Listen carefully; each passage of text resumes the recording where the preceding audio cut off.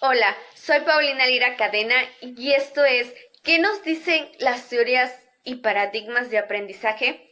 En este video haremos una breve comparación de algunas teorías y paradigmas que fueron estudiadas en la materia de modelos y teorías de aprendizaje. Primero comenzaremos con los conceptos de teoría y paradigma. Una teoría es una estructura lógico-lingüística que expone coherentemente una explicación razonable sobre un determinado objeto, fenómeno o situación de estudio. Una teoría debe solucionar problemas teóricos o empíricos, eliminar enigmas e incógnitas, amplía capacidad para representar y operar fenómenos. Un paradigma es un modelo que derrumba a otro modelo existente. Es conocida también como matriz disciplinar y tiene dos aspectos que lo identifican. Sociológico, que es el conjunto de creencias, valores, técnicas compartidas por una comunidad, y otro filosófico, que es un elemento de dicho conjunto, el cual serían las soluciones de problemas usados. Comenzamos con la teoría y el paradigma conductual. La teoría conductual surge gracias a las investigaciones del científico y psicólogo Skinner acerca de la conducta humana. Dice que el proceso de enseñanza-aprendizaje es estandarizado, absolutiza los componentes no personales, objetivos, contenidos, métodos, recursos didácticos y evaluación.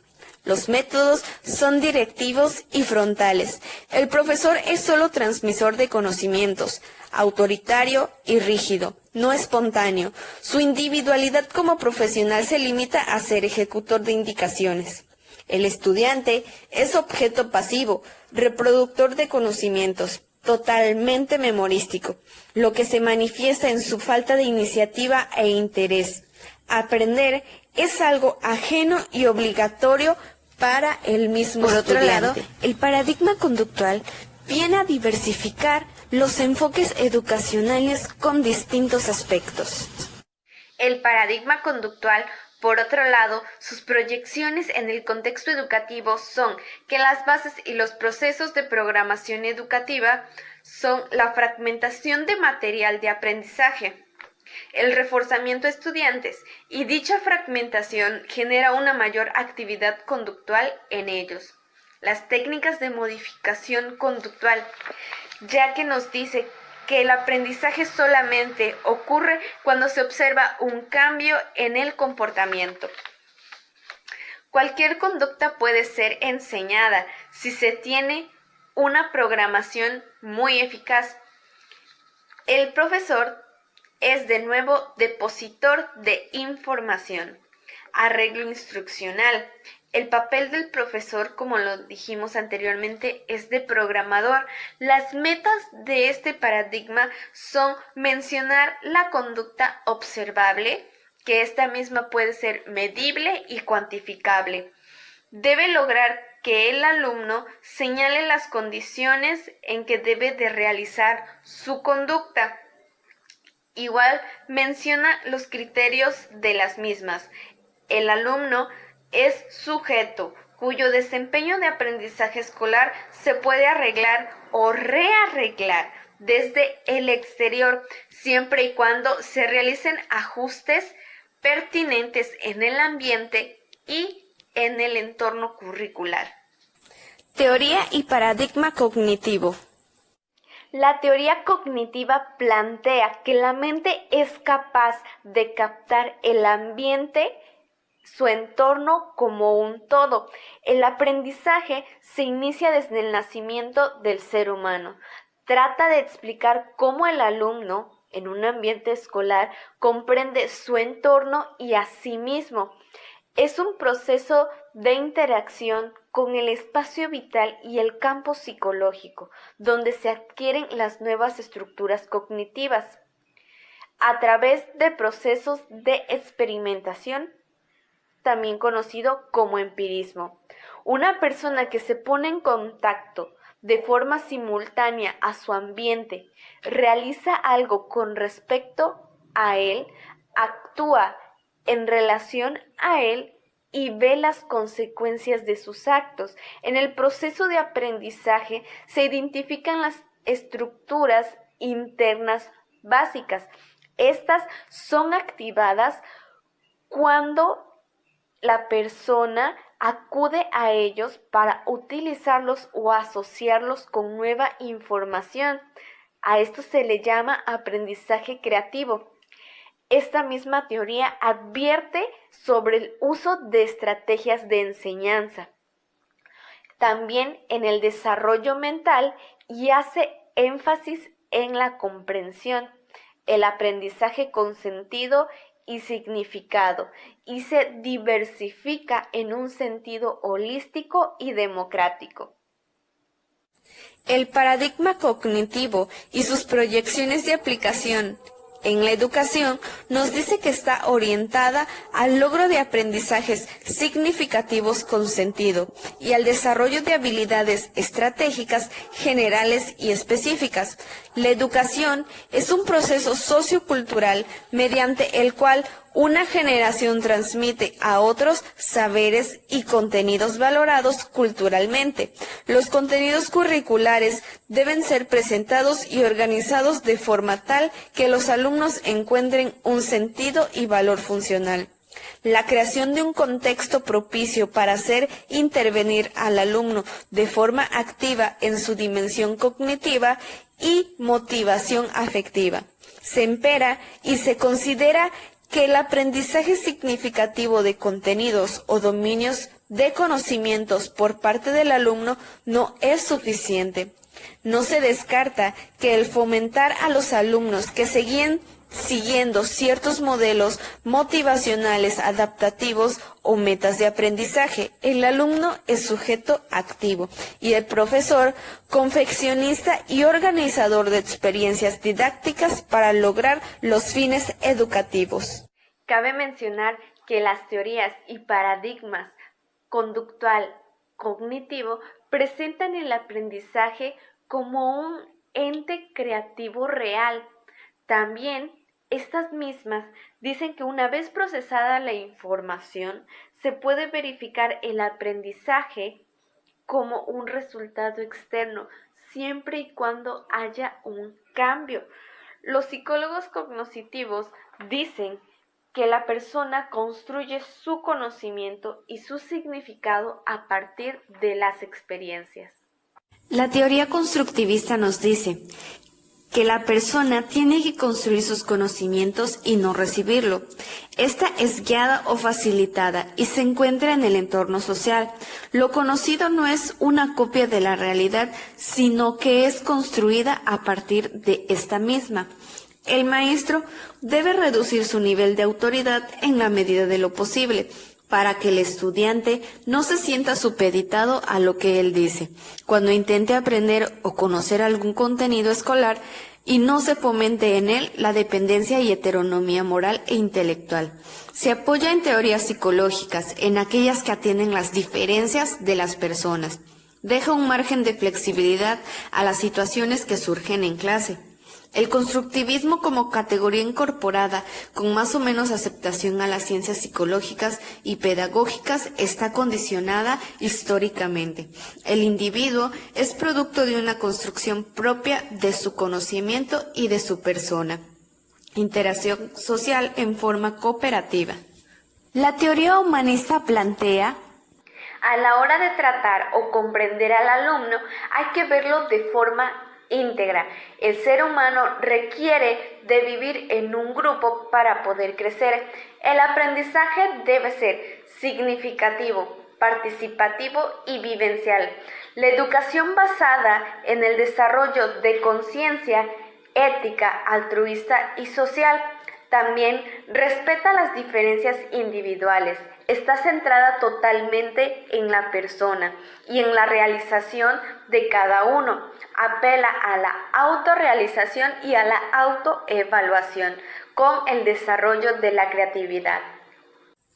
En este apartado hablaremos de la teoría social-cultural y de la teoría histórico-cultural. La primera nos dice que el individuo no es la variable del aprendizaje.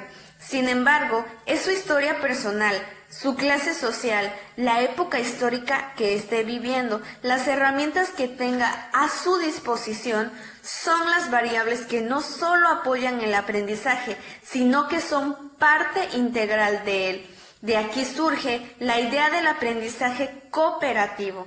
Su evaluación es dinámica y el papel del maestro es únicamente directiva. Él se encarga de dirigir y al mismo tiempo de ser un espectador empático de los aprendizajes del alumno. La teoría histórico-cultural nos dice que el aprendizaje es un ente social, producto de las interacciones sociales, escolar y extraescolar a lo largo de la vida. Nos menciona también que los procesos históricos culturales deberían tener una influencia biológica. El tiempo humano es historia y este mismo también permea el desarrollo de la sociedad. La consideración de lo histórico, social, como determinante de desarrollo creativo de la personalidad del estudiante.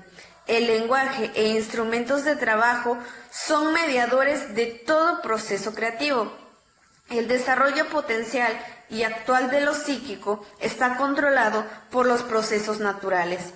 La educación debe ser un proceso vinculado con la vida, permanente, flexible, participativo, alternativo, ajustado al contexto en el que transcurra, pudiendo trascenderlo y transformarlo.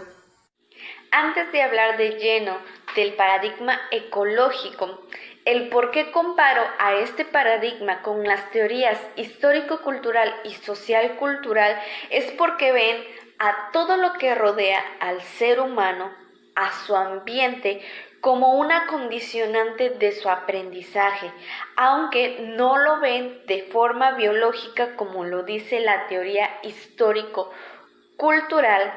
Todo lo que rodea al ser humano puede ser funcional o disfuncional para este mismo. Ahora, el paradigma ecológico, según Suárez, menciona que es necesario promover una educación práctica, social, compleja y diversa que responda a las demandas o necesidades del contexto sociocultural, a las interpretaciones de la creciente y deslumbrante producción pedagógica. Es también conocido o mencionado el ambiente como un ecosistema social humano, pues expresa una realidad con un entramado de complejos y elementos, en este caso son la población, el ambiente, las interrelaciones y las tecnologías, como un espacio para socializar, enseñar, orientar y culturalizar. La visión que tiene este paradigma es holístico. Integra fenómenos sociales mediante la elaboración de planes y proyectos de desarrollo comunitario que beneficien a la comunidad educativa del mismo modo. Enseñar el paradigma ecológico requiere poseer un marco conceptual totalmente diferente a las disciplinas convencionales, a las escuelas tradicionales. Se basa en aspectos y contenidos muy pragmáticos, en aspectos un poco biológicos, geológicos, químicos y geográficos, termodinámicos en algunas ocasiones, aunque estos no influyen de manera directa. Es multidisciplinaria. El pensamiento crítico y el cuestionamiento, así como la experimentación, se recomiendan en el aprendizaje. Este implica la construcción de significado conforme a la historia personal del estudiante y su contexto cultural. Teoría del aprendizaje invisible versus paradigma del aprendizaje ubicuo. Teoría del aprendizaje invisible. Se refiere a todo aquello que no es posible observar, pero que sí existe. Se denomina como ecológica por la forma sustancial en que recoge ideas de diferentes enfoques. Construye un paradigma de educación que resulte inclusivo, sin anteponerse a ningún planteamiento teórico que ilumine cualquier área de conocimiento hasta ahora desatendido. Es una metateoría. Integra diferentes ideas y perspectivas. Es un protoparadigma en fase beta y en esta etapa de construcción, llamada también Work in Progress, está abierta a las contribuciones de diferentes miradas y disciplinas. El diálogo en ella es abierto y bastante provocativo.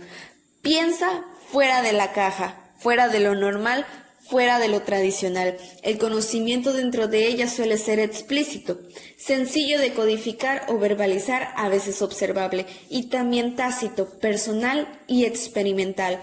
Las herramientas, mientras más ubicuo y diverso sea el desarrollo de tecnologías de información y comunicación, más desarrollo de habilidades y aprendizajes, enfocado en la educación informal y a la apertura de sus espacios. Las TIC son un aspecto importante dentro del aprendizaje invisible, pero no son el elemento central, pero advierte el uso de calidad de estas y es divergente.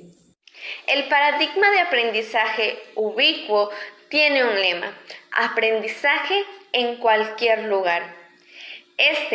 Además de incorporar o de tener en cuenta los espacios de educación informal, también nos dice que es la disponibilidad de servicios de información personalizables, la posibilidad de enviar y recibir mensajes de texto desde un teléfono celular hasta líneas de atención a clientes 24 horas, 7 días a la semana. La educación a distancia o de los programas online suele promocionarse por la comodidad de dar clases asincrónicas. Ofrece adaptarse a las agendas personales y que permite estudiar y completar tareas ajustándose a los propios horarios. Esta cuenta con 6 dimensiones. El sentido espacial. Es claro, en cualquier lugar, se puede dar en cualquier lugar. Además, tiene sentido o consecuencias distópicas. No siempre puede ser favorable, precisamente por el uso de calidad de las tecnologías. La portabilidad. Siempre se lleva un teléfono móvil, una computadora o una tablet a la mano en cualquier lugar. Cualquier dispositivo tecnológico sirve para dar lugar al aprendizaje ubicuo. La interconexión, la inteligencia extensible y al alcance de cualquiera.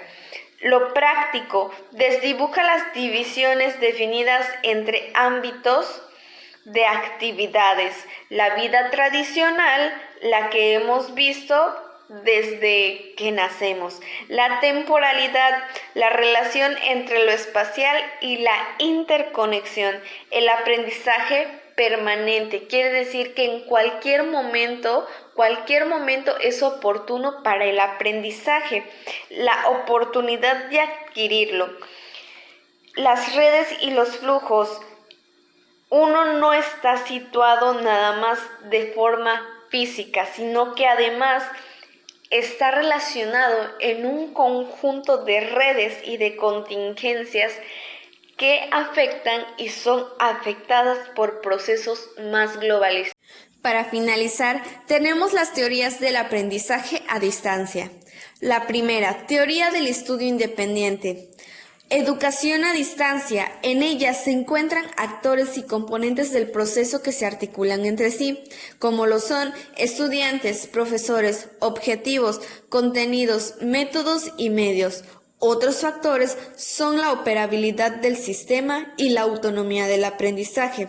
La interrelación del profesor-alumno es a modo de que éste gane libertad, responsabilidad, control y dirección de sus actos de aprendizaje.